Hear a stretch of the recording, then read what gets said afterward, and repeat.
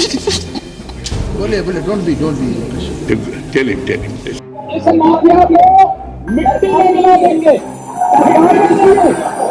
कभी संसद में रोए थे योगी, अब विरोधियों को रुला रहे हैं। कभी सांसद बनना भी था मुश्किल, लेकिन अब सीएम बन गए। बहुत तगड़ी है योगी की तैयारी। क्या 2029 में आएगी योगी की बारी?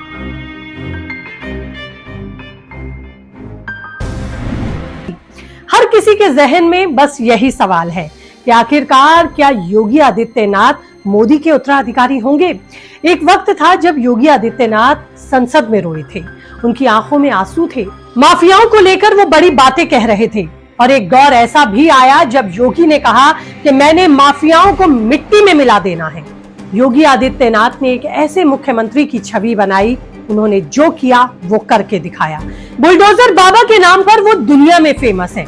बुलडोजर एक्शन से लेकर लव जिहाद कानून तक और सख्त फैसले लेने की पहचान योगी है। लेकिन अब सवाल यही है कि क्या ये पहचान उनको 2029 में प्रधानमंत्री की कुर्सी तक पहुंचाएगी? क्या मोदी के उत्तराधिकारी योगी होंगे? पूरी सियासी कहानी बताती हूँ आपको। नमस्ते, आपके साथ मैं हूँ ज्योति विनय कपूर। तो दोस्तों, योगी का असली नाम है अजय सिंह बिष्ट।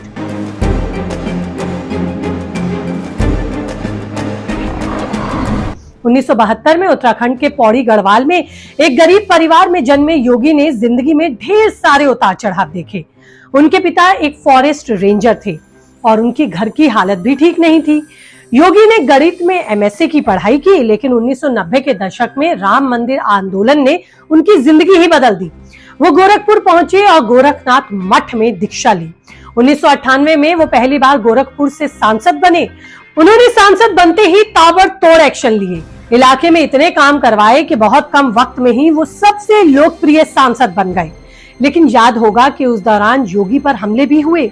योगी को कई लोगों ने मारने तक की धमकी दी और वो लोगों की आंखों में चुभने लगे। उनको मारने तक की साजिश रची गई। एक बार खुद योगी आदित्यनाथ ने इस बात का खुलासा किया कि वो संसद में अपनी बात रखते रखते रो भी पड़े थे। उन्होंने कहा था कि उन्हें माफियाओं से खतरा है, उनकी जान को खतरा है। और उस वक्त गोरखपुर में माफिया राज चरम पर था। माफियाओं का अत्याचार चारों तरफ था।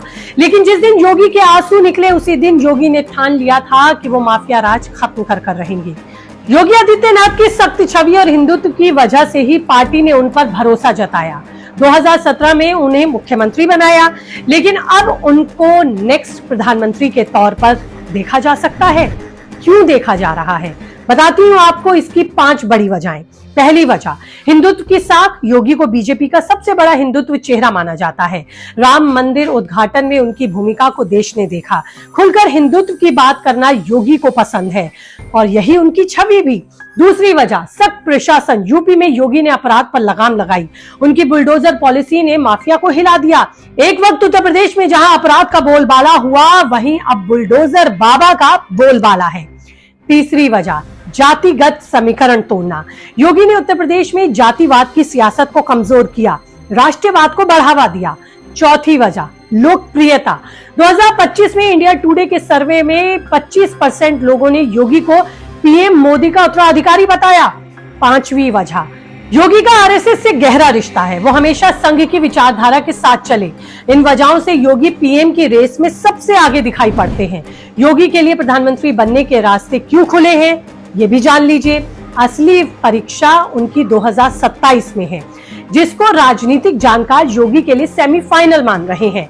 अगर उत्तर प्रदेश में 2027 के चुनाव में योगी आदित्यनाथ बड़ा कमाल करते हैं, तो मान लीजिए उनका अगला टिकट पक्का है, यानी कि प्रधानमंत्री मोदी का उत्तराधिकारी बनना और प्रधानमंत्री के उम्मीदवार के तौर पर देश उन्हें देख सकता है। आपको याद हो कि 2024 के उपचुनावों में एनडीए ने 4 सीटें जीती थी और यहाँ पर कांटे की टक्कर मानी जा रही थी। इस जीत का श्रेय भी योगी को मिला। कई लोगों को ये भी सवाल दिमाग में बार बार गौंता है कि अगर योगी प्रधानमंत्री बनेंगे तो क्या होगा। तो अगर योगी प्रधानमंत्री बनते हैं तो देश में हिंदुत्व और सख्त प्रशासन का एक नया दौर शुरू होगा। अपराध और भ्रष्टाचार पर और सख्ती लगेगी। विपक्ष का मानना है कि उनकी पॉलिसीज ध्रुवीकरण वाली हैं, उसको बढ़ावा मिलेगा। सवाल यह है कि क्या योगी 2029 में प्रधानमंत्री की कुर्सी तक पहुंचेंगे? इस पर आपकी क्या राय है? आपका क्या कहना है? कीजिए कमेंट। इस तरह की तमाम इंफॉर्मेशन और अपडेट के लिए चैनल को सब्सक्राइब, लाइक और शेयर करना आप भूलेंगे नहीं। जय हिंद।